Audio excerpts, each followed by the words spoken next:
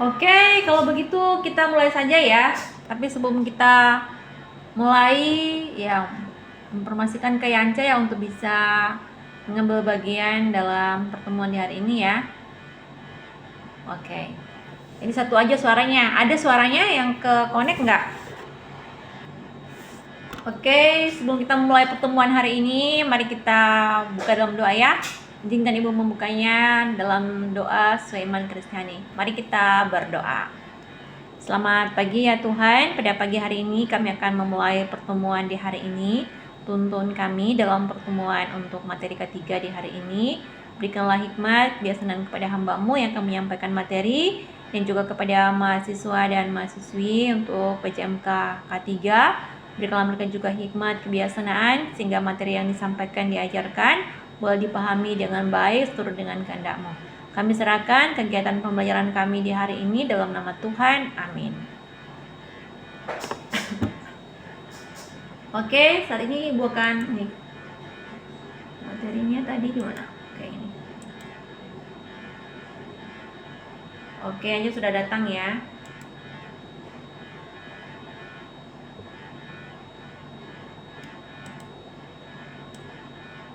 Oke, jadi materi kita hari ini adalah tentang aplikasi ya.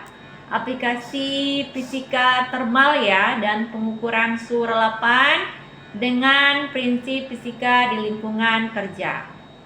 Jadi kalau kita bicara tentang fisika termal, pasti kita tidak jauh-jauh dari adanya pemahaman tentang suhu ya. Jadi suhu panas atau suhu lembab ya, atau suhu dengan kapasitas tinggi.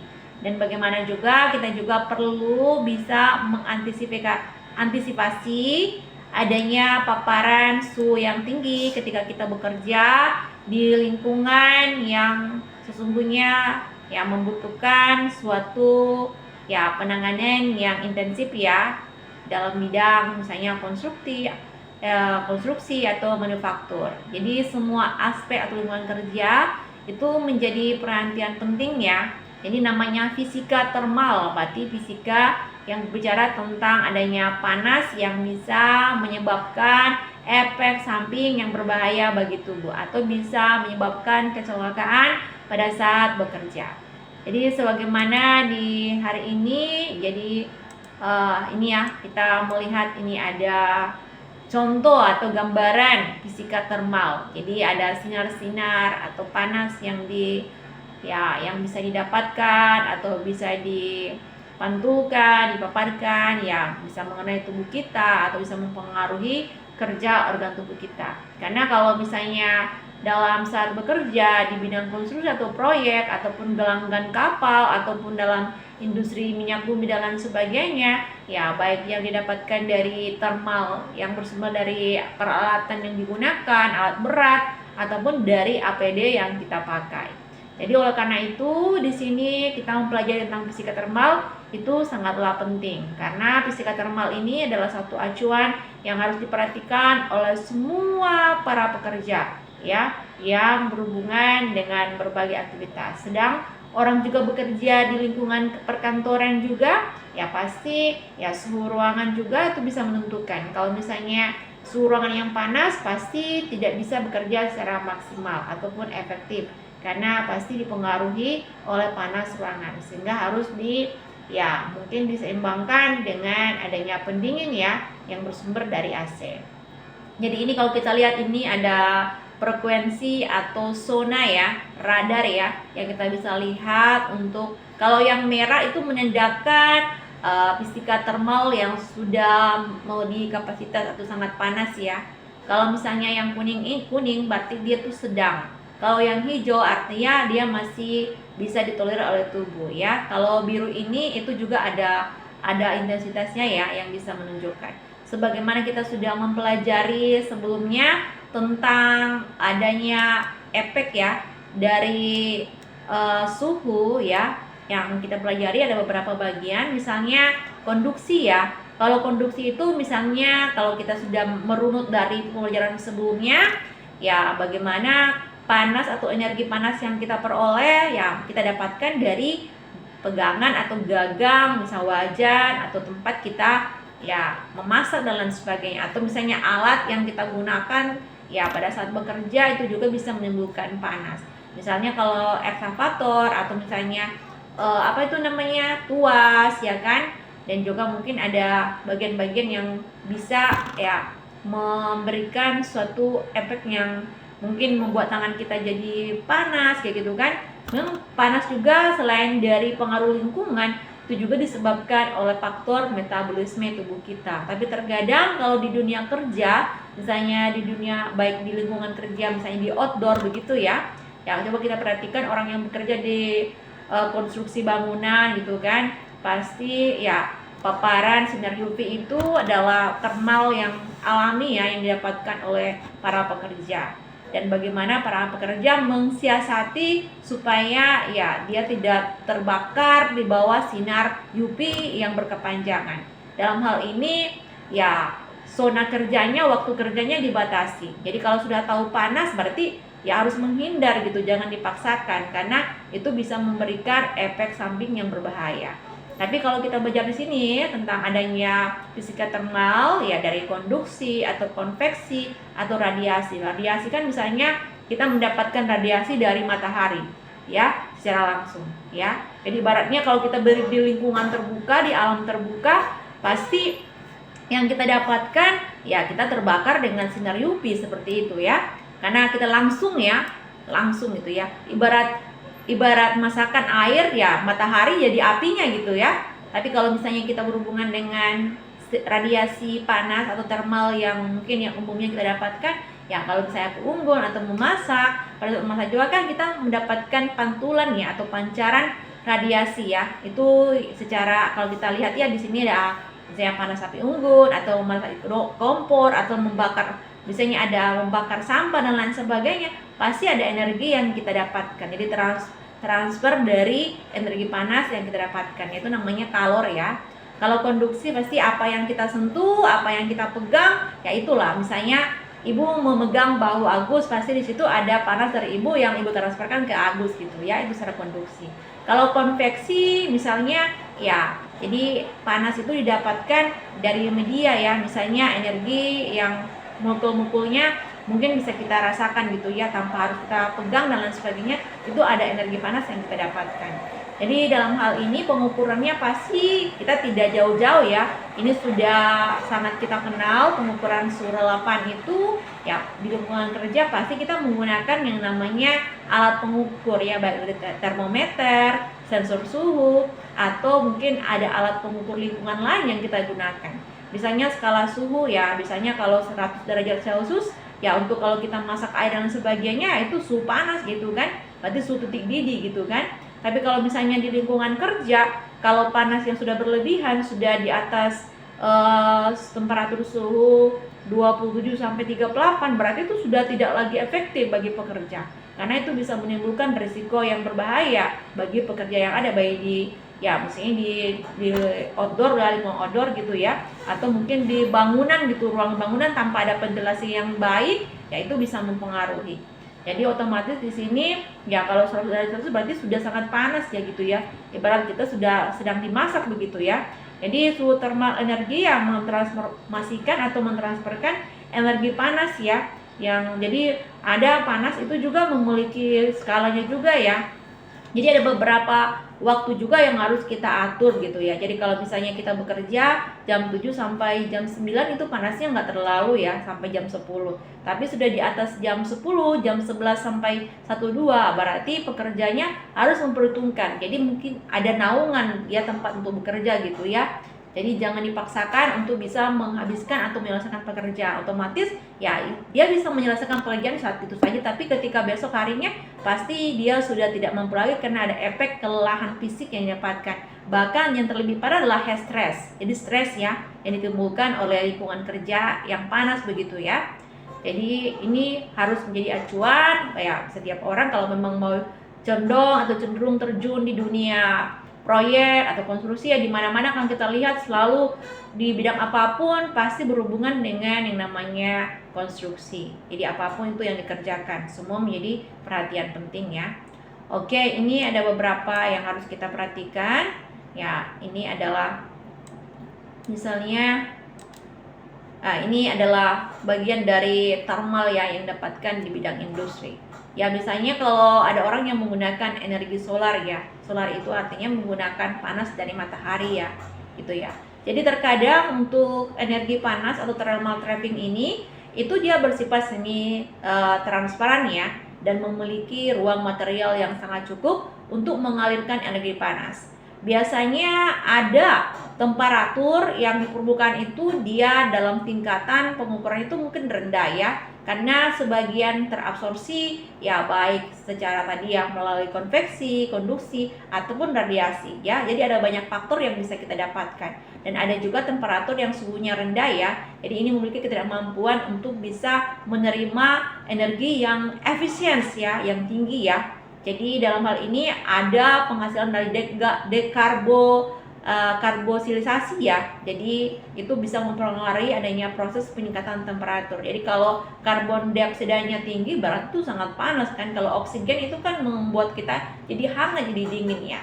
Jadi kalau bicara tentang fisika termal dalam industri ya, jadi di sini kita harus memperhatikan tentang pengendalian suhu. Karena kalau tidak memperhatikan pengendalian suhu, maka itu akan mempengaruhi dari kualitas produksi yang dihasilkan. Misalnya industri pengolahan beras begitu ya. Kalau berasnya kurang dimaksimalkan dalam proses pengiringan, pasti bisa menghasilkan beras yang gampang busuk begitu ya, atau beras yang tidak unggul ya. Jadi semua harus dikontrol karena suhu itu sangat penting ya. Jadi apapun itu ya, pengeringan sangatlah penting ya. Dalam hal ini pasti membutuhkan yang namanya fisika termal, yaitu suhu ya. Karena suhu dengan kisaran total yang sangat diinginkan itu bisa membuat suatu produksi yang dihasilkan itu maksimal.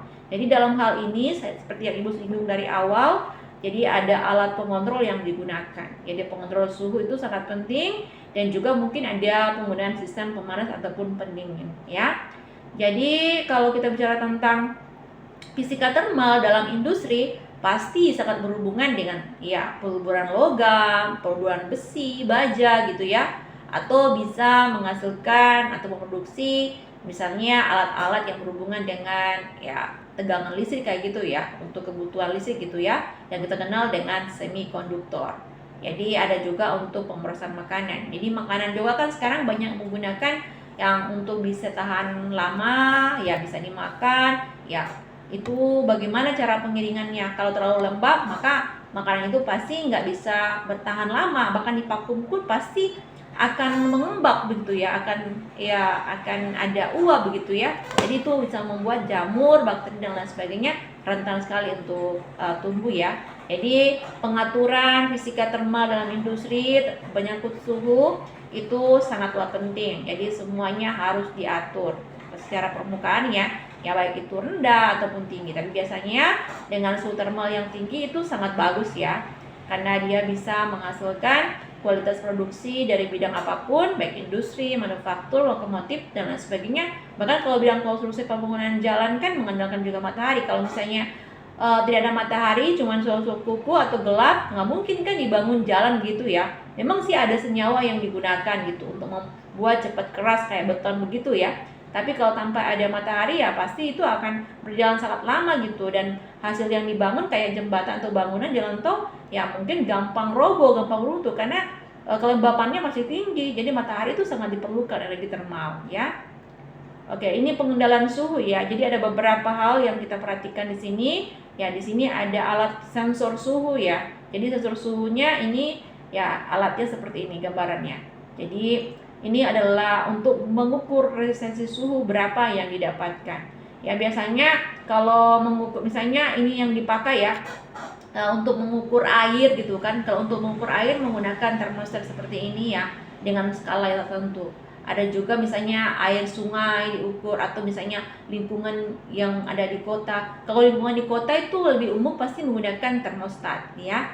Karena sensor suhu ini sangat penting ya, dia bisa mendeteksi suhu lingkungan atau objek yang diamati ya. Jadi ini hal-hal yang bisa membuat kita bisa menjangkau, bisa mengevaluasi tentang pengendalian suhu di sekitar kita. Kalau kita bekerja dan nggak memperhatikan suhu, ya berarti ya sama saja kita tidak menjaga atau tidak mengaplikasikan yang K3 ya. Jadi prinsip K3. Jadi keselamatan dan kesehatan kerja. Bahkan kesejahteraan orang bekerja juga harus diperhatikan. Karena suhu ini memang memiliki suatu pengaruh yang besar ya dalam bidang pekerjaan. Jadi segala apapun pasti membutuhkan yang suhu thermal ini karena untuk pengeringan ya atau pemanasan begitu juga ya gitu ya. Jadi kalau misalnya pengontrolan suhu ini misalnya tidak bisa bekerja dengan baik, maka sebaiknya seorang pekerja di bidang K3 itu harus memperhatikan, mengevaluasi dan mengukur hal apa saja yang harus diperbaiki, hal apa saja yang harus mungkin dipersiapkan jauh sebelumnya.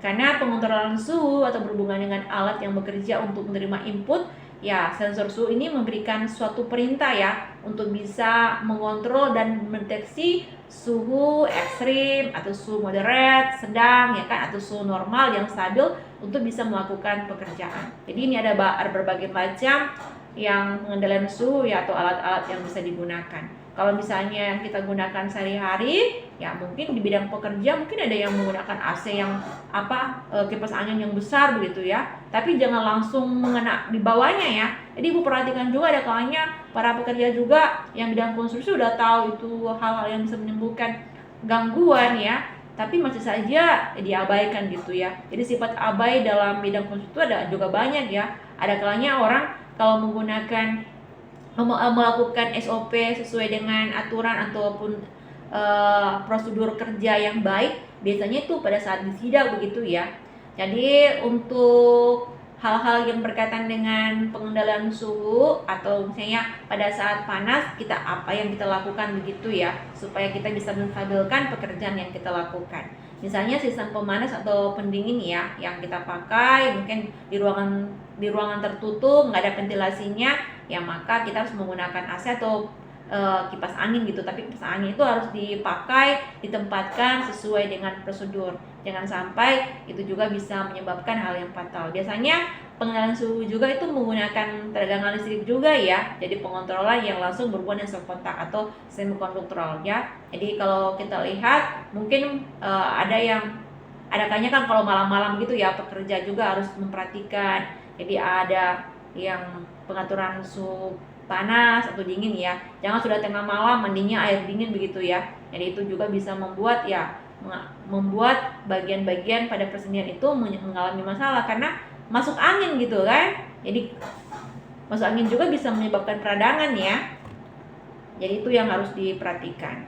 Kemudian ini ada peran fisika dalam industri ya. Jadi kalau orang-orang di bidang konstruksi mau menata atau mau menyusun proses mendesain pemipaan ini, itu perlu ada perencanaan, perlu ada perhitungan, perlu ada evaluasi supaya pipa yang dipasang dalam bidang konstruksi secara fisika ya itu bisa sesuai dengan prosedur atau sesuai dengan ranah sehingga tidak menyebabkan hal yang fatal gitu kan, atau gampang tercabut lah, atau mungkin ada yang bocor begitu pemipaan ya. Kalau pipa ini kan ada banyak hal yang digunakan, baik pipa untuk air gitu kan, ada pipa untuk gas gitu ya. Berarti sama-sama ini ya. Karena pipa juga ini bisa menghasilkan reaksi panas ya. Ya panasnya itu dari gas yang dihasilkan gitu kan. Ya. Jadi kalau bicara tentang fisika dalam industri yang berhubungan dengan thermal gitu ya, masih ada kaitannya ya pasti berhubungan dengan pipa yang berhubungan dengan fluida atau mengalirkan cairannya. Cara itu ada berbagai banyak ya, baik itu nitrogen ataupun air biasa gitu ya. Sedang air biasa aja kalau kita menggunakan air ya air kan terpapar dengan sinar matahari tempat penampungan. Kalau kita pasang juga kan ada energi panas yang kita dapatkan di air gitu kan, karena saking panasnya gitu ya yang didapatkan oleh sinar UV. Bayangkan aja tempat penampungan yang ada di atas rumah gitu kan, atau di atas tempat dudukan air gitu, itu bisa menghasilkan air yang panas seperti dimasak ya. Apalagi orang yang bekerja tanpa menggunakan APD, kemudian bekerja di waktu yang tidak sesuai, ya berarti itu membuat baik kulit, dermatitis atau menyebabkan kanker kulit dan lain sebagainya, karena kan kulitnya terbakar gitu kan. Selain dari sinar UV ada juga faktor dari penggunaan APD. Jadi kalau peran fisika dalam industri yang berhubungan dengan bagaimana cara mengoptimalisasikan aliran fluida ini. Jadi kita perlu ya menerapkan adanya prinsip-prinsip fisika. Jadi tekanan, fluida, gaya, mekanika, semuanya itu harus diperhatikan. Jadi kalau berhubungan dengan fluida berarti itu dinamika ya. Jadi berkaitan dengan dinamika. Ya, karena dinamika ini artinya bagaimana bisa merancang saluran pipa yang baik, pompa yang sesuai, yang tepat ya, sehingga pada saat transportasi cairan dan gas itu bisa berjalan sesuai dengan aturan yang mungkin sudah diatur oleh Kementerian Pekerjaan gitu ya. Jadi jangan sampai salah ya. Karena kalau bicara tentang peran fisika dalam industri yang berhubungan dengan aliran fluida pada proses desain pemipaan, jadi di sini ada hal yang harus diperhatikan, yaitu bagaimana cara kita menganalisis ya getaran-getaran yang menggunakan tentang prinsip atau konsep fisika ya. Jadi misalnya perilaku mesin, kondisi mesin, peralatan yang digunakan, apakah semuanya sudah available atau belum, atau sudah kondusif atau belum ya. Jangan sampai ketika kita melakukan proses peninjauan kembali atau dalam prakteknya, atau misalnya ada pengamatan dan sebagainya, kita nggak memperhatikan hal-hal yang mungkin bisa menyebabkan ya hal-hal yang tidak diinginkan dalam pekerjaan. Jadi peran fisika dalam industri yang berhubungan dengan optimasi aliran fluida, yang berhubungan dengan ya ada juga pengaruh dari termal, ya di sini memiliki tujuan ya bagaimana bisa mencegah adanya kegagalan ya, atau bisa meningkatkan produktivitas dalam bekerja supaya bisa menghasilkan pekerjaan yang ya optimal, efisien dan efektif ya, baik bagi pekerja itu sendiri, baik di bidang kerjanya sendiri, tempat kerjanya, ataupun peralatan-peralatan yang digunakan. Jadi sama-sama K3 itu bukan hanya kepada orangnya juga ya, tapi pada lingkungan kerjanya, rekan kerjanya, sama peralatan yang digunakan supaya bisa ya aman gitu, maksimal gitu kan. Jadi menghindari yang adanya PAK. Jadi penyakit akibat kerja. Jadi penyakit akibat kerja itu kan ada banyak hal ya kan, baik itu dari bakteri, biologi gitu sih. Bakteri itu kan faktor biologi kan, ada faktor psikologis artinya bisa menimbulkan stres yang berkepanjangan, depresi, frustasi dan lain sebagainya. Jadi ada banyak hal yang harus diperhatikan ya. Atau mungkin karena ergonomi, misalnya posisi kerja yang tidak sesuai ya. Jadi kalau orang bekerja di sini di permipaan ya coba seperti ini ya. Jadi ada dia menggunakan APD yang ya sesuai dengan bidang yang dia lakukan, yang dia jalankan ya. Jadi cara ini ya kalau kita berhubungan dengan bidang konstruksi ya, untuk orang-orang K3 nanti ke depannya nanti bekerja di galang-galang kapal atau ikut minyak bumi kayak gitu, bekerja di mungkin ikut Pertamina gitu kan, misalnya kan kalau ada kesempatan kan ada peluang gitu ya. Jadi pasti tidak jauh-jauh dengan namanya cara bagaimana kalian bisa mengatur atau mendesain tentang sistem pemipaan. Walaupun memang kita secara ya belajar K3 pasti kan kita bagaimana cara kita menghandle, bagaimana cara kita menangani ya kelebihan, kekurangan atau ancaman yang kita dapatkan, bagaimana solusinya kita bisa mencegah semua itu ya. Kan bicara tentang K3 pasti kita harus bisa melisir ya, artinya hal-hal yang mungkin bisa menyebabkan cedera atau hal-hal yang bisa merugikan kesehatannya. Jadi kalau bicara tentang cara mendesain sistem pemipaan ya, untuk orang-orang K3 ya perlu memperhatikan tentang pipa ya. Jadi saluran pipa itu ya harus diperhatikan ya, apakah dia terbuka atau tertutup ya, supaya kalau misalnya dia tertutup ya pasti cara bagaimana mengalirkan ya, baik itu mungkin gas gitu yang didapatkan, gas itu kan juga panas tuh, energi gas tuh ya, atau mungkin ada hal-hal fluida lain kayak gas, cair semua ya, itu harus diperhatikan karena dari hal tersebut ya mungkin bisa menghasilkan transportasi udara yang mungkin bisa memiliki energi aliran yang dapat dialirkan dari satu tempat ke tempat yang lain ya. Jadi pengolahan itu penting, perencanaan itu penting ya. Jadi pengolahan dan perencanaan dilakukan secara matang itu bisa menjadi salah satu hal yang bisa menghasilkan kualitas pekerjaan yang ya mungkin yang memadai, yang maksimal, yang baik, sama hasil yang juga yang dihasilkan juga memadai. Ya, jadi jangan asal atau sembarang melakukan suatu cara mendesain sistem pemipaan. Dan ini juga membutuhkan suatu keterampilan ya, ataupun orang-orang yang memang di bidangnya ya. Jadi K3 juga pasti harus memiliki kolaboratif kerja dengan orang-orang yang mungkin spesialis pipa kayak gitu ya, atau mungkin spesialis listrik ya, supaya bekerjanya itu benar-benar terarah gitu ya. Jadi jangan asal kita kayak orang lain kan misalnya so tahu atau so pintar seperti itu ya, padahal nyatanya itu nggak bisa melakukan. Jadi dalam hal mendesain pemipaan yang berhubungan dengan K3, jadi kita harus melihat bagaimana latar belakang atau asal usul supaya ya bisa dijalankan itu sesuai dengan SOP atau satuan operasional pekerjaan ya. Oke, dalam dunia industri ya keamanan yang perlu diperhatikan dalam keamanan kerja ya, bagaimana kita bisa melihat adanya pressure vessel atau tekanan-tekanan yang bisa dikeluarkan atau yang dihasilkan, yang bisa dimunculkan oleh misalnya yang berhubungan dengan pekerjaan konstruksi yang di bidang pemipaan ya. Jadi kalau pemipaan pasti banyak hal ya, mungkin ada yang bekerja nanti di pump gitu kan, pengolah air minum gitu kan. Ada juga nanti yang bekerja di gelanggang kapal, atau yang mungkin yang ikut-ikut kayak perusahaan besar yang misalnya kayak Agus juga kan mau memiliki keinginan untuk bekerja ke Jepang, tidak tahu apakah dia kerjanya nanti di kapal gitu atau misalnya kerja di perusahaan yang mungkin berhubungan dengan proses pemipaan. Kalau pemipaan di Jepang ya pasti berhubungan dengan nuklir ya. Kalau nuklir berarti bahayanya wah berarti relatif tinggi itu ya, bukan lagi tinggi tapi sudah di level yang sangat tinggi ya. Jadi bagaimana pressure vessel atau hal-hal yang berhubungan dengan pemipaan ataupun tangki ya itu harus memiliki peran penting dari pekerjanya ya, sama mungkin pihak-pihak perusahaan yang di situ ya. Tapi kalau tanpa pekerja yang memiliki antisipasi yang baik ya untuk menjaga keamanan dan kelancaran operasi berbagai sektor, pasti nggak akan terrealisasi. Jadi ini harus wajib ada peran penting dari ya ahli K3 gitu ya kalau mau bekerja di bidang apapun ya. Jadi semua bidang ya harus memperhatikan. Jadi kalau pressure ini atau tangki yang tidak diatur dengan baik, dengan maksimal atau dirancang ya, pasti tidak bisa menekan adanya tekanan internal. Jadi kalau misalnya pemipaan ini kan pasti ada gas atau ada tekanan yang besar gitu, ataupun ada semacam fluida ya atau gas yang terkandung di dalamnya yang bisa membahayakan para pekerja yang ada kalau tidak dirancang, tidak diatur atau tidak dievaluasi secara maksimal. Karena keamanan dalam dunia industri untuk orang-orang K3 yang mau bekerja di bidang industri ya, jadi keamanan itu menjadi fokus utama ya, terutama hal-hal yang berhubungan dengan penggunaan tangki ya. Jadi desainnya harus sesuai dengan desain yang memiliki nilai safety yang sangat tinggi, dan juga berhubungan dengan konstruksi alat ya, misalnya harus mematuhi standar keamanan. Jadi alat yang digunakan itu dia perhatikan juga ini sesuai dengan standar belum ya.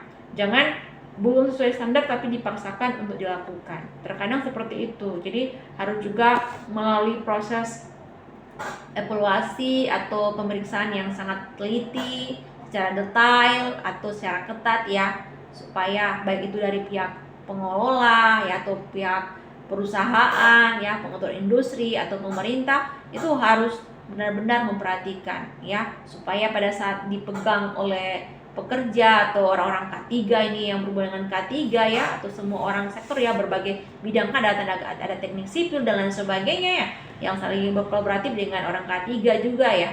Jadi orang K3 juga, seorang ahli K3 ya tidak sebatas hanya pendidikan S1 seorang K3, tapi nanti kedepannya mungkin wajib mengikuti berbagai pendidikan dan pelatihan untuk bisa mendapatkan yang namanya sertifikasi, supaya itu artinya kita punya legalitas ya, artinya oh iya secara keterampilan saya nggak bisa diragukan karena saya memiliki sertifikat atau sertifikasi tentang bidang yang saya geluti ya. Misalnya kalau misalnya di desain tentang pemipaan ya pemipaan gitu kan, memang pada intinya kalian sudah mempelajari tentang teori K3, tapi bagaimana tinggal cara kalian mengaplikasikannya dalam bidang lingkungan industri.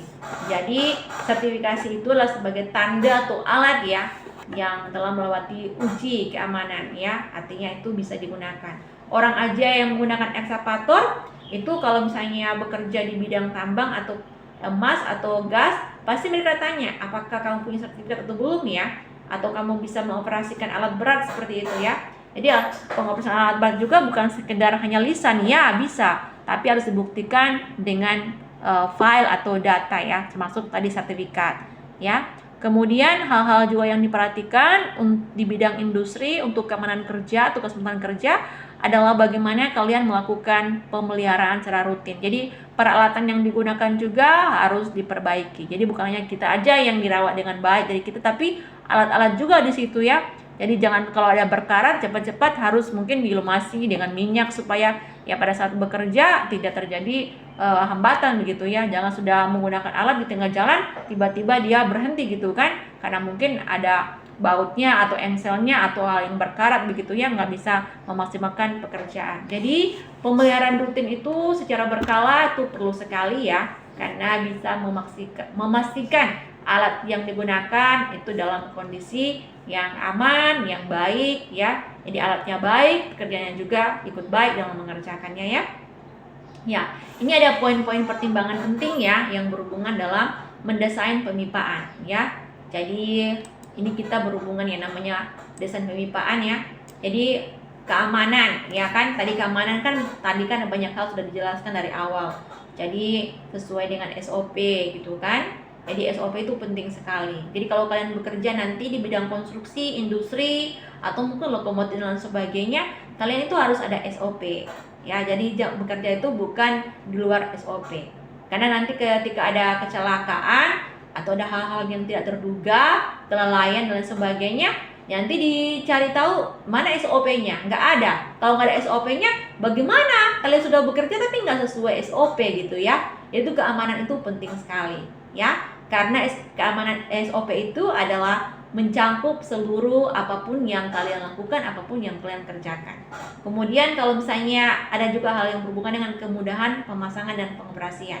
Jadi misalnya lagi alat-alat ya, jadi alat-alat yang digunakan pada saat bekerja, mungkin penggunaan alat berat kayak gitu kan, alat berat mungkin ada hal yang rusak kayak gitu kan, tapi tempatnya penyimpanan itu jauh sekali ya. Jadi pemasangannya itu harus benar-benar memudahkan ya. Jadi baik orang yang terampil ataupun tidak, ada baiknya orang yang sudah terampil gitu kan, yang mengikuti pelatihan ya. Pendidikan dan pelatihan itu penting. Jadi kalian jangan hanya sebatas puas aja di sini setelah lulus K3 sudah selesai gitu kan. Jadi kalian juga punya andil gitu untuk mencari tahu tentang adanya di mana sih ada pelatihan dan lain sebagainya yang berhubungan dengan K3 gitu, ahli K3. Atau nanti Agus, Stevi, Yance, Daria bisa menjadi motivator dalam ahli K3 begitu kan. Ya itu juga biaya juga mahal tuh, selain menambah-nambah untuk ya kantung gitu kan, dan juga menambah juga di sisi pekerjaan yang lain. Itu ada banyak sekali orang yang melakukan itu. Sehingga sekarang ada kayak kompetisi ya. Jadi orang yang tidak lulus belum S1 K3 tapi bisa jadi ahli K3 dengan bermodalkan ada sertifikasi K3 begitu. Kan sekarang ada K2, ada K3 kan? Ada K1, K2. Jadi kalau K3 itu kan artinya dia sudah levelnya sudah lebih optimal, lebih maksimal tuh ya. Tinggal bagaimana kalian mengembangkan ini ya. Jadi kalau misalnya tadi kan berhubungan dengan pemasangan dan pengurusan alat ya. Jadi alat itu mudah dipasang. Jadi kalian sudah tahu misalnya kalau ini rusak atau mengalami mungkin ada hal yang mungkin pada saat bekerja alatnya tiba-tiba mati, kalian tahu cara bagaimana mengaturnya semisal mungkin ya. Kemudian perawatan dan perbaikan itu perlu juga ya, selain mungkin kalian ada SOP-nya yang bisa disampaikan kepada bidang teknik ya, teknik mesin kan. Misalnya kan ada teknik bangunan, ada teknik mesin kan, yang di bidang konstruksi kan. Kalau kalian kan di bidang K3-nya nih, ya gimana tinggal mengolahnya. Misalnya kan bidang K3, teknik mesin, teknik apa ya, bangunan, semua tuh berkolaborasi satu sama lain gitu kan. Mungkin ada hal yang lain tuh yang bisa dilakukan. Kemudian akses ya. Jadi kemudian akses itu kan berhubungan dengan alat. Misalnya pada saat menggunakan alat nggak ada nih tempat jalan nih, gimana bawa alatnya gitu kan. Atau misalnya ini tempat rollingnya kita mau dorong terus tapi nggak ada ini transportasi yang bagus gitu ya. Jadi itu menjadi acuan yang harus diperhatikan. Nah ini cara tadi keamanan yang mendesain pipa ya. Jadi pelengkapan, jadi menempatkan pipa itu seperti apa. Nah ini kalau kita lihat ya di minyak bumi atau gas gitu kan. Kalau di perumahan kan dulu pemerintah memberikan subsidi pemasangan gas gitu kan. Jadi kalau di lintasan jalan ini ada tekanan gas, ada pipa gas yang sangat tinggi ya. Biasanya kan gitu kan ditulis kan. ada tulisannya kan, warningnya kan gitu ya. Jadi itu juga penempatan ya, pemasangan pipa juga tuh perlu. Kalau bocor kan bisa berbahaya juga, berabe untuk semua orang ya. Apalagi kalau di perumahan gitu kan.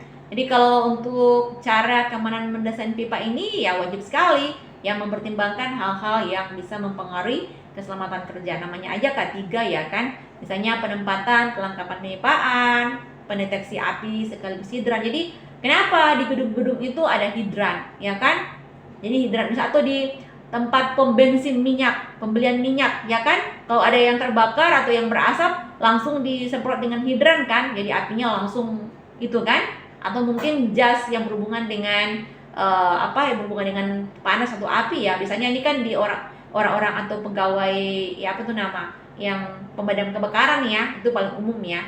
Ya, kemudian akses jalan, keamanan dan lain sebagainya itu harus diperhatikan. Jadi harus mempertimbangkan kemudahan dalam baik itu pembangunan atau pendirian dan pemasangan berbagai alat yang berhubungan dengan peralatan kerja itu harus benar-benar dimaksimalkan, dipreparkan secara matang ya.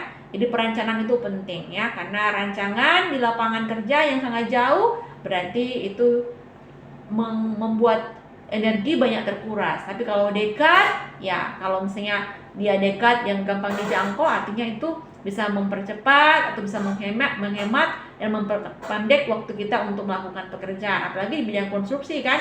Bidang konstruksi kan ada berbagai banyak anggota-anggotanya kan. Ada yang memberikan alat ke atas gitu kan, atau menggunakan alat ya.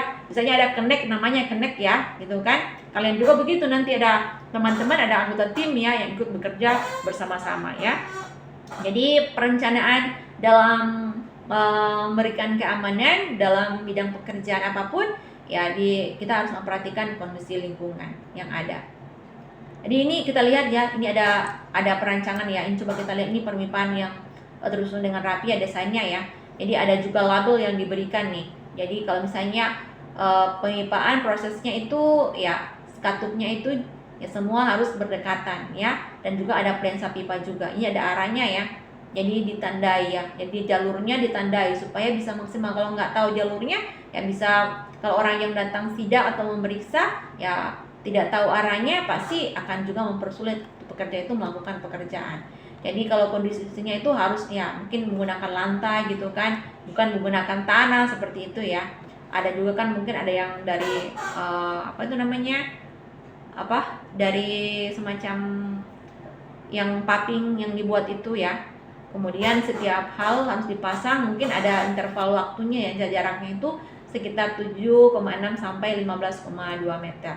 Ya, jalurnya itu harus lurus, bukan berkelok-kelok ya. Oke.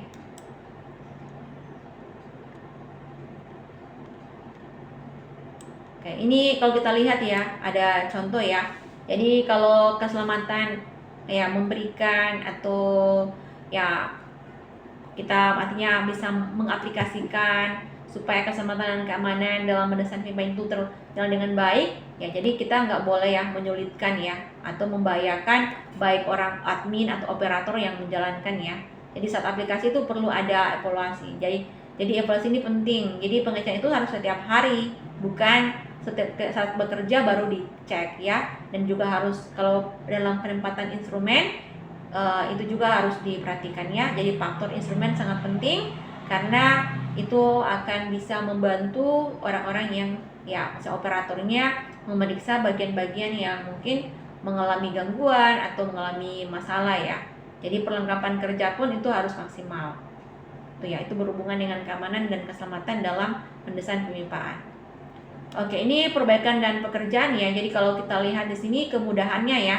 Jadi kalau kemudahannya berarti perlengkapan dan peralatan yang berhubungan dengan konstruksi bidang untuk industri di pemipaan ya harus melihat penempatan ya, bagaimana cara penempatan. Biasanya ini menggunakan teknologi komputer atau mesin ya.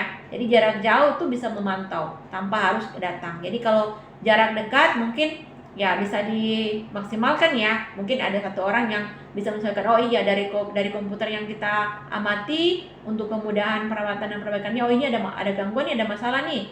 Jadi ada energi magnetik ya yang dihubungkan di situ ya. Jadi supaya dari operator ini ya itu nggak kesulitan. Jadi tinggal yang langsung ya apa yang terdeteksi dari komputer, diperiksa, itu bisa langsung ya, artinya bisa diganti atau dipindahkan. Ya, dalam pengendalian suhu ya, ini kalau berhubungan dengan pengendalian suhu di bidang K3, jadi hal-hal yang harus dilakukan adalah kalian harus mengetahui manajemen hazard ya. Jadi cara bagaimana kalian bisa menghindari bahaya yang dilakukan. Jadi identifikasi atau pengendalian suhu ya. Jadi kalian harus memperhatikan adanya strategi ya. Kemudian benda-benda apa sih yang gampang sekali terekspos gitu ya. Jadi kalau misalnya kan tereksposnya bidang-bidang yang berhubungan dengan flammable ya, flammable atau toksik gitu ya, benda-benda yang gampang terbakar atau gampang-gampang yang bisa menimbulkan adanya racun gitu ya. Ya, tadi terekspos ya. Jadi ada juga keamanan dan juga pengontrolan yang penting. Kemudian proses ini harus sesuai dengan prosedur ya, supaya dalam hal pengendalian suhu, identifikasi dan pengendalian risiko itu bisa terjamin secara akurat gitu ya. Kemudian ini ada aturan-aturan ya supaya untuk bisa membuat pekerjaan yang dilakukan itu berhasil. Sama juga ada hal yang harus diperbaiki ya. Misalnya dari hal yang dari strategi, dari hasil mungkin dari supervisor pengawasan, dari apa yang masuk, apa yang keluar gitu kan, dari keamanan, dari pengontrolan, dari prosedur ya secara maksimal. Ini kesuksesannya di mana? Hal yang belum dicapai atau apa? Jadi ini hal bisa diperbaiki ya. Jadi ada beberapa poin-poin penting ya dalam pengendalian risiko ini. Ya, tadi ya, ini ada poinnya, pengaturan suhu, kemudian ada pakaian perlindungan diri itu sangat penting ya, sama pelatihan dan pendidikan. Bahkan penggunaan pakaian dan perlindungan diri dalam pengendalian suhu atau fisika termal itu ada bagian-bagiannya ya, APD-nya ya. Jadi APD-nya itu bukan APD yang kita gunakan mungkin sesuai asal gitu ya. Jadi ada hal tertentu, misalnya ada yang menggunakan APD yang ada semacam pendingin gitu kan, atau menggunakan kain katun yang bisa menghasilkan cairan kalau kita siram itu nggak gampang basah. Jadi ada juga hal yang lain, yaitu adalah kita melakukan pengawasan dan pemantauan dan juga harus melakukan suatu suspek ya, atau tadi ya improvement. Ini tindakan darurat itu bagaimana cara kita menanganinya atau bagaimana cara kita mengontrolnya, artinya itu perlu ada evaluasi. Oke.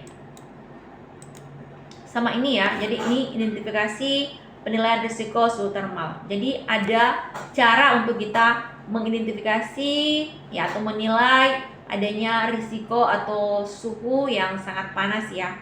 Biasanya kalau berhubungan dengan suhu termal yang berhubungan dengan pekerja, itu pasti acuannya arahnya itu adalah berhubungan dengan thermohuman ya. Jadi thermohuman metric. Kenapa dikatakan thermohuman metric? Karena ini adalah alat pengatur suhu untuk mengukur di mana sih suhu-suhu yang mungkin yang lebih banyak yang mungkin terserap ya, radiasi ke bagian tubuh ya.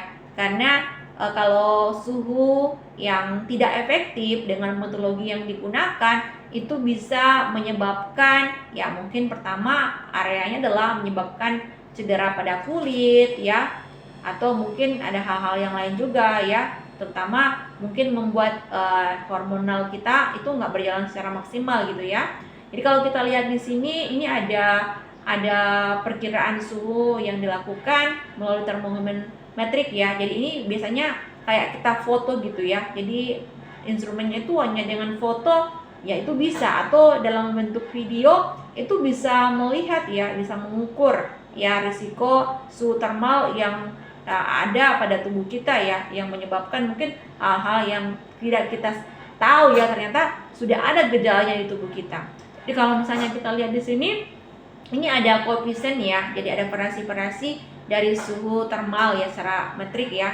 Mungkin hari pertama itu nggak ada gitu kan, hari kedua ya itu masih biru ya, artinya masih dalam ranah aman saja gitu. Tapi ketika hari ketiga dalam bekerja di lingkungan yang terbuka, pasti koefisien suhu termal yang didapatkan pada manusia itu sudah mempengaruhi, baik itu di bagian otot gitu kan, atau di bagian mungkin bagian tulang ya, atau bagian lambung, semuanya ikut ya. Jadi kalau misalnya sudah bekerja, otomatis ya pasti menyebabkan hal yang berbahaya bagi keselamatan dan kesehatan dari pekerja tersebut ya. Jadi bagaimana cara kita atau bagaimana cara seorang K3 yang bisa mengidentifikasi bahaya yang terkait dengan suhu ya. Misalnya panas yang berlebihan ataupun suhu yang dingin juga gitu ya. Jadi panas yang berlebihan, dingin yang berlebihan di tempat kerja itu juga bisa mempengaruhi ya, bukan mempengaruhi kualitas kerja, tapi mempengaruhi kualitas kesehatan. Jadi biasanya kan ada proses adaptasi ya. Jadi namanya mungkin kalau ada yang namanya aklimatisasi. Jadi suhu panas, bagaimana seorang bisa menyesuaikan diri dengan suhu panas, itu namanya aklimatisasi. Biasanya kalau berhubungan dengan termometrik atau tekanan panas di lingkungan kerja yang bersuhu sangat tinggi, yaitu bisa menimbulkan efek yang berbahaya ya bagi pekerja atau lingkungan ataupun keadaan temperatur yang tidak sesuai, atau misalnya temperatur suhu yang ekstrim gitu ya, yang berubah-ubah gitu ya. Jadi hal ini ya sebagai seorang K3 ya penyesuaian, upaya untuk menyesuaikan diri dengan hal-hal yang mungkin berhubungan dengan suhu termal yang mungkin tidak terkontrol dalam lingkungan kerja, yaitu harus menjadi acuan atau harus menjadi prioritas utama ya. Karena kalau kalian tidak bisa menilai risiko yang diakibatkan oleh adanya risiko suhu termal baik di dalam ruangan, di ruang tertutup atau mungkin di lingkungan terbuka ya, kalian otomatis artinya kalian menabung untuk ya hal-hal yang tidak diinginkan untuk jangka menengah ya, atau membuat hal yang kronis bagi kesehatan dan keselamatan kerja. Jadi kesehatan terganggu, kerja pun juga nggak bisa juga kan, karena sudah mengalami hal yang fatal yang diakibatkan oleh adanya suhu termal. Jadi bagaimana cara seorang K3 ya atau ahli K3 nanti ketika mampu mengidentifikasi dan risiko suhu termal, artinya ini ya sebagai suatu bekal atau tabungan yang diperlukan atau wajib ya dipahami oleh setiap K3 ya dalam bidang apapun ya, untuk bisa mencegah adanya risiko cedera di tempat kerja supaya nanti pekerjaannya terus berlanjut, tetap sehat dan lain sebagainya, artinya bisa maksimal gitu ya. Jadi ini ada beberapa hal yang menjadi acuan ya, perhatian ya dalam penilaian risiko suhu termal. Ini adalah pengendalian risiko ya. Ini orang-orang yang bekerja nih, ini orang-orang Jepang ini Ibu lihat ya. Jadi biasanya kalau mereka bekerja biasanya ada supervisornya atau ada kepala manajernya, biasanya ya para pekerjanya disuruh untuk antri gitu ya. Jadi bekerja pun mereka harus prepare, harus benar-benar siap gitu. Bukan alatnya aja, alat pelindung kenyamanan dalam pekerjaan, lingkungan kerjanya yang diperhatikan, tapi pekerjanya juga ya. Jadi kesehatan secara psikologis atau fisiologis orang pekerja itu diperhatikan. Jadi hal ini adalah untuk bisa mencegah atau mengendalikan risiko yang terjadi ya. Jangan sampai ya sudah yang lain mungkin agak kurang sehat tapi dipaksakan untuk bekerja gitu kan ya, akhirnya itu juga menjadi suatu menyebabkan hal-hal yang mungkin ya merugikan bagi pihak perusahaan atau tempat bekerja kan. Karena nanti kalau misalnya risiko kesehatan para pekerja yang dipekerjakan tidak sesuai dan menyebabkan efek yang fatal, ya ujung-ujungnya mereka juga akan kena sanksi juga kan, para pihak pengelola atau perusahaan yang memberikan pekerjaan gitu. Jadi di sini ada beberapa hal yang menjadi acuan ya, bukan masa COVID aja yang diperiksa suhu panasnya gitu ya, tapi ini prepare ya, jadi langkah awal yang dilakukan oleh pihak pengelola atau pihak supervisor atau manajer ya. Jadi untuk pengaturan suhu ini ya perlu ada adaptasi. Kalau misalnya ada yang belum beradaptasi, mungkin ada standar tertentu ya, supaya pekerja itu bisa beradaptasi dengan suhu yang ditetapkan di tempat dia bekerja. Jadi ada standarnya gitu ya. Kemudian kalau misalnya bekerja di ruang tertutup ya, jadi perlu memperhatikan apakah di situ ada ventilasinya atau tidak gitu kan. Tapi kalau misalnya tidak ada ventilasi, jadi wajib kalian menggunakan APD yang berhubungan yang bisa mensuplai oksigen di dalam ruangan yang tidak memiliki ventilasi gitu. Atau kalau misalnya ruangannya panas, ya kalian juga harus memperhatikan situ misalnya ada pendingin atau ada tidak ya, supaya itu lebih efektif. Jadi ada juga mungkin sebagai pekerja, kalau misalnya tadi Ibu sudah singgung ya dari awal ya, kalau sudah tahu kerjanya di lingkungan luar, kemudian nggak ada naungan, nggak ada atap gitu kan, kemudian di panas matahari yang terik begitu kan Ya, biasanya kan kalau ini berhubungan dengan orang yang mungkin bangunan ya. Coba kalau kalian perhatikan, kalau ibu siang-siang kalau misalnya dulu ya perhatikan orang itu kalau orang kerja bangunan di jam 10-an gitu kan, atau mungkin menggunakan helm atau kayak baju atau misalnya pengaman yang mungkin bisa menutup ya bagian tubuhnya, atau menggunakan kaos panjang begitu ya. Mungkin ada juga naungan yang lain, ada sedikit yang dibuat gitu ya, supaya juga tidak mengganggu proses pekerjaan di atas gedung gitu ya. Jadi itu hal yang dilakukan. Ada juga mungkin di jam sekian mungkin ada mereka mengerjakan di bagian bawah gitu kan. Jadi area bawah yang dinaungi baik itu dinding atau beton dan lain sebagainya, itu tidak di luar ya. Jadi hal ini kenapa dilakukan ya, karena namanya kalau kena sinar UV berkepanjangan otomatis ya menyebabkan kanker ya. Jadi kanker itu ada banyak, baik kanker kulit atau mungkin menyebabkan adanya mutasi DNA yang menyebabkan kanker di dalam tubuh karena terpapar dengan paparan panas baik dari mesin atau dari sinar UV baik di outdoor itu ya, yang menyebabkan ya artinya mutasi DNA itu jadi rusak gitu ya. Jadi hendaklah para pekerja itu harus tahu memperhitungkan kapan waktu saya bekerja. Jadi harus tahu-tahu, dan juga harus kalau misalnya dipaksakan oleh pihak pengelola dan sebagainya, kalian juga harus tahu cara untuk bisa mengontrol dan mengendalikan hal tersebut. Ya, misalnya kita disuruh untuk mengurangi paparan dari sinar panas baik itu dari alat mesin dan sebagainya. Jadi kita harus tahu di jam berapa. Jadi jamnya itu diatur ya. Mungkin berapa jam saya menggunakan alat tersebut gitu ya. Atau mungkin berapa jam saya mungkin bekerjanya di luar. Lihat gini. Kalau misalnya di luar itu apa sih yang saya lakukan supaya nanti paparan panas yang didapatkan di luar itu bisa terkontrol dan tidak bisa mengena dengan saya gitu kan? Atau mungkin udara dingin gitu kan? Nanti kan kalau misalnya Agus bekerja di Jepang kan pasti di sana ada 4 musim ya. Jadi di saat kondisi dingin bagaimana langkah-langkah apa yang dilakukan? Karena supaya nanti nggak ada efek samping yang berbahaya yang didapatkan karena tubuh nggak bisa menolerir suhu dingin yang tidak biasa yang kita rasakan di negara kita ya, karena negara kita negara tropis dengan negara subtropis itu berbeda ya. Jadi efek kesehatan akibat perjalanan panas yang sangat berkepanjangan yaitu bisa mengganggu ya baik fungsi organ, kemudian juga bisa menyebabkan panas yang mungkin ya tadi ya yang bisa mempengaruhi ya mekanisme kerja atau fisiologis dari tubuh kita secara hormonal gitu kan, atau secara neurotransmitter gitu ya, berhubungan dengan saraf dan juga hormon ya. Jadi efek kesehatan akibat panas itu ada 2 ya.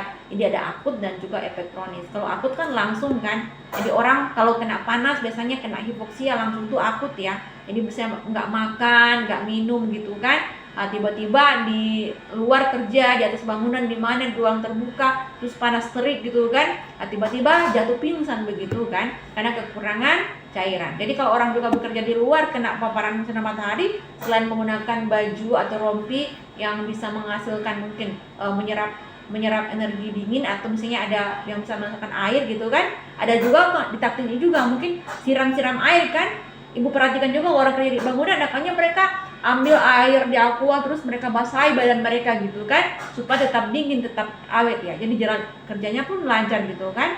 Ada juga mungkin orang menggunakan kayak apa ya, mungkin minum sedikit-sedikit gitu ya. Jadi ada air minum yang dikasih gitu ya. Jadi minum secukupnya. Jadi sedikit-sedikit minum supaya tidak menyebabkan hipoksia pada saat bekerja di udara yang panas. Jadi kebalikannya dengan udara dingin, ya bagaimana kalian bisa beradaptasi ya secara fisiologis. Karena kita kan punya indikator metabolisme tubuh yang adakannya tidak bisa menyesuaikan dengan kondisi dingin tadi ya.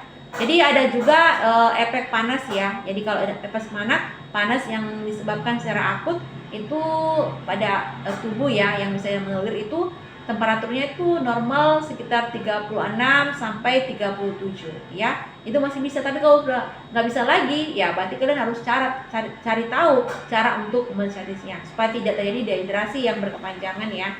Ya, jadi kalian mungkin salah satu gejala yang masih bisa ditolong itu pingsan doang ya. Tapi kalau pingsan sudah mengena sampai ke jantung, ya otomatis nggak bisa juga ya. Ada orang yang meninggal karena terkena dengan paparan sinar matahari, mungkin 2 jam gitu di bawah matahari, dia terkena. Karena itu memang sudah ada komplikasi dari awal ya.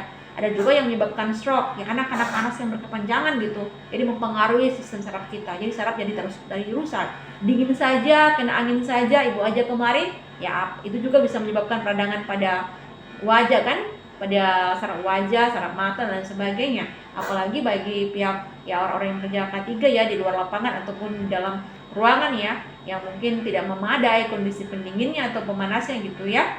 Jadi ini harus disesuaikan. Kalau misalnya efek yang kronik ya pasti ya mungkin gagal ginjal kronik ya, karena kurang minum, udah terkena paparan sinar matahari juga, mau berpengaruh pada kerja hormonal ya, sistem hormon dan neurotransmitter semua terpengaruh, bahkan sampai ke kardiovaskular tadi ya. Dibilang syukur-syukur kalau orang pingsan ya masih sadar gitu, tapi kalau pingsan tapi sudah nggak bisa tertolong ya bahaya. Bahkan orang yang juga terkena suhu panas itu bisa menyebabkan hipertensi loh.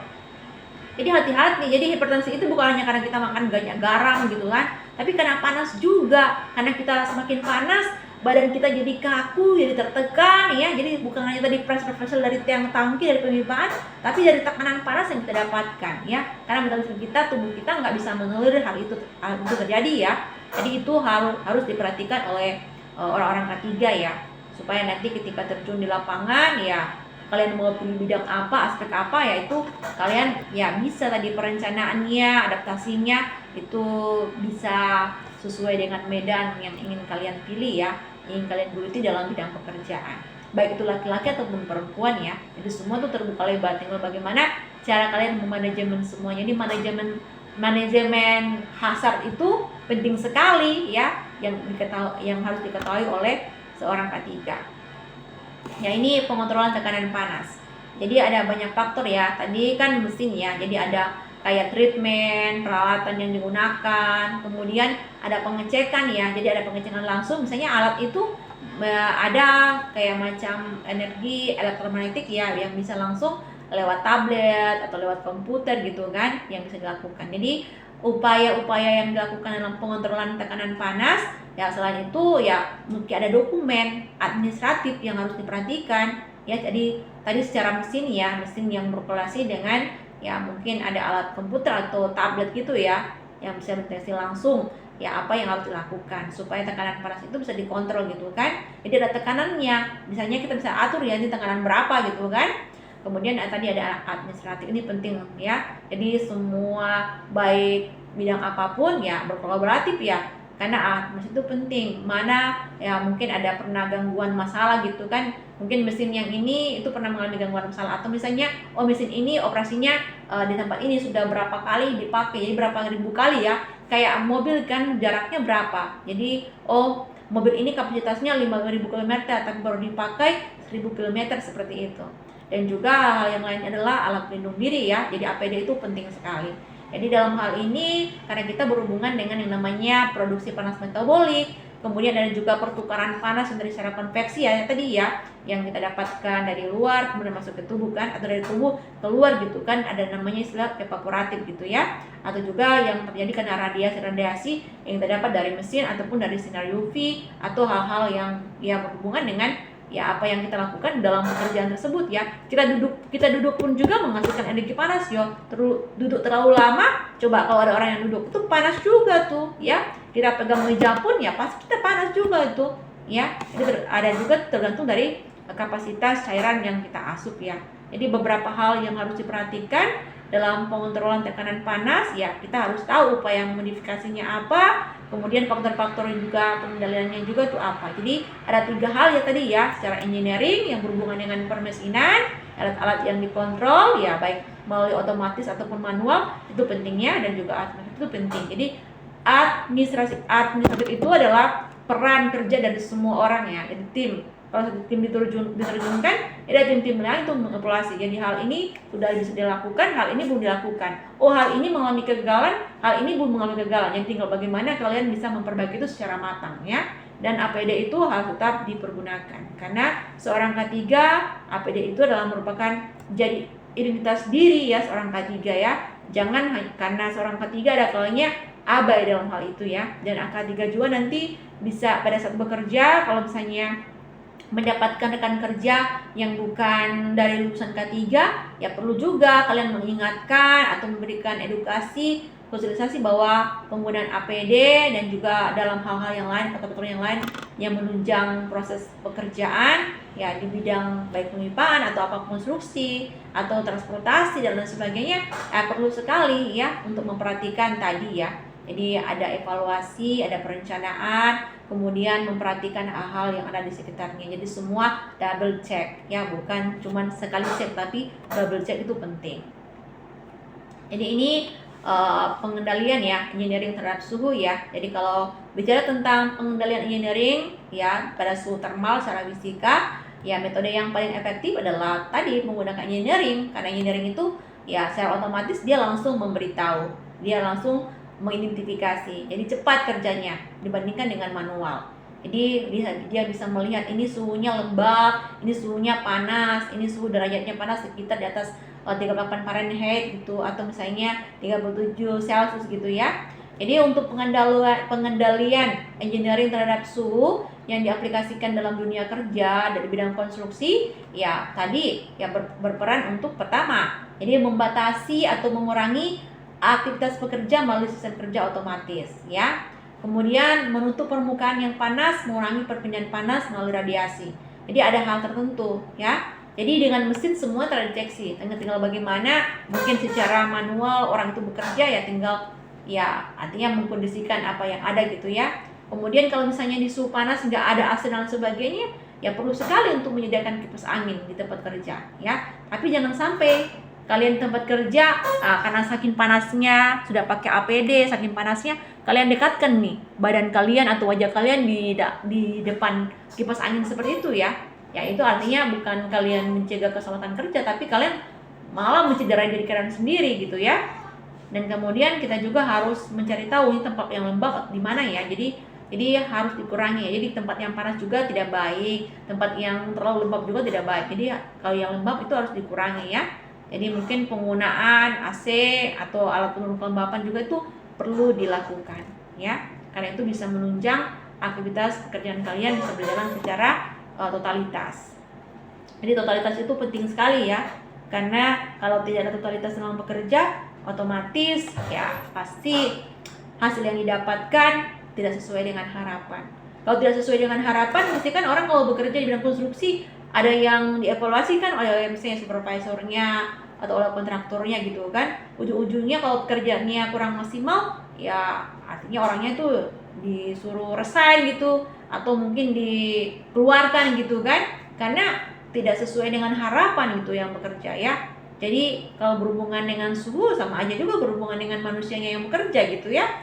Jadi harus benar menghasilkan metode yang efektif ya supaya bisa menghindari atau mengendalikan bahaya yang ada ya. Jadi kalau orang K3 paling intinya adalah bagaimana cara kita mengurangi, bagaimana cara kita mencegah, bagaimana cara kita menangani adanya risiko-risiko yang ditimbulkan oleh ya baik itu suhu termal atau ada tekanan atau ada gaya atau ada gesekan ya kan yang diakibatkan ya baik di bidang industri mungkin pembuatan penghasilan kualitas produksi misalnya menghasilkan baju gitu atau menghasilkan mungkin ada banyak hal misalnya keset kaki ya bagaimana itu ya yang harus diproduksi ya dengan maksimal supaya bagaimana kitanya bagaimana mesinnya gitu ya yang dikelola atau misalnya industri pembuatan mungkin kayak furniture dan sebagainya ada banyak hal. Jadi K3 ini sangat luas ya. Jadi bidang K3 ini lapangan kerjanya itu sangat terbuka luas.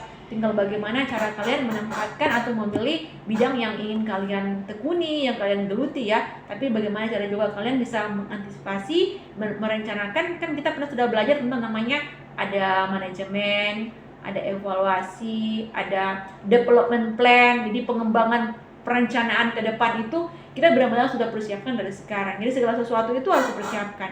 Ibarat kita juga kalau misalnya kita mau masuk kantor besok, misalnya tempat kerja kita jauh gitu kan, tapi kantornya rumah kita ke tempat kerja itu jauh. Jadi dari semalam kita udah persiapkan apa saja sih yang saya bawa ke besok gitu kan, yang saya pakai besok apa saja. Jangan di harinya itu ya pasti waktunya itu akan terbuang lah.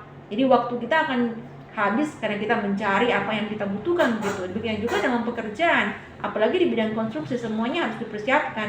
Jangan di waktu bekerja kita mempersiapkan seperti itu ya. apalagi dengan berhubungan dengan panas nih. Jadi bagaimana? Oh, nanti aja deh. Nanti kalau berhubungan dengan suhu panas, tinggal aja siapkan AC atau siapkan kipas angin. Tidak segampang itu, ya. Atau mungkin berhadapan dengan suhu ekstrim gitu kan. Saya kan nggak tahu adakahnya angin badai atau panas yang ekstrim gitu kan. Biasanya kan suhu kita sampai di suhu udara kita biasanya bisa sampai ya 37 derajat Celcius itu. Ada dulu sampai panas sekali karena mungkin musim panas ya. Jadi kalau apalagi orang bekerja di musim panas itu sudah kemarau berkepanjangan, tambah sinar UV yang berkepanjangan, nggak ada kelembaban yang kita rasakan. Ya otomatis itu panasnya itu sampai meresap atau membuat nyeri gitu ya di bagian tubuh kita atau badan kita ya. Jadi itu pentingnya ya bagaimana seorang pekerja bisa memaksimalkan atau membatasi artinya suhu panas atau suhu lembab, suhu dingin yang bisa mempengaruhi kualitas kalian bekerja. Jadi kalau misalnya kalian sakit, ya kalau sudah sakitnya kronis nggak sembuh-sembuh, nggak bisa bekerja lagi dong, nggak bisa produktif lagi dong. Jadi itu. Jadi dari sekarang secara dini kita harus benar-benar memperhatikan hal tersebut. Ini ada metode lain ya menghindari bahaya panas. Jadi ini tadi Ibu sudah sebutkan, jadi orang yang bekerja di lingkungan luar, di atas bangunan dan sebagainya, mungkin cadangan air minum itu harus disiapkan gitu ya. Jadi ada proses yang dilakukan cara untuk menghindari panas. Jadi menggunakan APD. Jadi APD yang digunakan memang helmnya iya. Jadi kalau sering menggunakan APD helm berkepanjangan jauh itu bisa membuat kerontokan pada rambut loh. Atau menggunakan APD yang tidak sesuai. Misalnya gini, coba kalian pakai jas hujan. Jas hujan itu kalau nggak hujan kalian pakai itu menyebabkan panas loh. Pernah kan kalian pakai nggak? Baju kalian basah kuyup gitu kan? Jadi jas hujan pakailah di pada saat hujan. Kalau sudah keluar ruangan di dalam rumah jangan pakai jas hujan karena bukannya kalian melindungi diri dari dingin dan lain sebagainya, malah badan kalian basah kuyup. Itu pakai jas hujan itu panas gitu. Ya, nggak mungkin kan seorang APD, seorang konstruksi kayak gini kan, seorang K3 bekerja di luar ruangan menggunakan jas hujan. Nggak mungkin kan? Jadi jas hujan juga ditentukan loh, ya. Jadi ada kriterianya tertentu, ya. Jadi bukan asal-asalan gitu kan? Jadi kalau kita perhatikan di sini, ya ini ada metode lain ya untuk menghindari bahaya panas. Jadi aklimatisasi itu artinya proses penyesuaian diri. Jadi adaptasi dengan aklimatisasi itu beda ya. Kalau adaptasi kan kita bagaimana cara mengadaptasikan diri kan. Kalau aklimatisasi ini ada prosesnya, ya ada tahapan-tahapannya gitu ya, yang dipersiapkan oleh seorang pekerja ya. Jadi biasanya kalau untuk aklimatisasi ini ya seorang pekerja kalau